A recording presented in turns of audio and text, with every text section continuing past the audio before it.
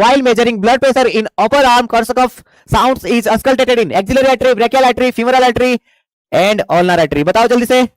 while measuring blood pressure in upper arm में हम blood pressure check कर रहे हैं, तो क्या करेंगे, अपर आर्म में चेक करेंगे. Korsakoff sound is auscultated in, ये तो आप सबको पता है, axillary artery, brachial artery, femoral artery and ulnar artery. Answer आ गया क्या? सबका आंसर आ गया भी, बहुत बढ़िया. हम सिर्फ ब्रेकियल आर्टरी में चेक करते हैं, ये हमारा ब्रेकियल आर्टरी में ही चेक करते हैं सर हम लोग, आपको तो पता है ब्रेकियल आर्टरी में ही हम चेक करेंगे, जहां पे कोर्टिकफ या करोटकफ या कोर्सकफ साउंड को हम एसेस कर पाते हैं, जिसका 5 फेज था. फर्स्ट फेज को और लास्ट फेज को हम एसेस करते हैं सिस्टोलिक बीपी के लिए और डायस्टोलिक बीपी के लिए. तो ये आंसर हो गया भाई हमारा ब्रेकियल आर्टरी.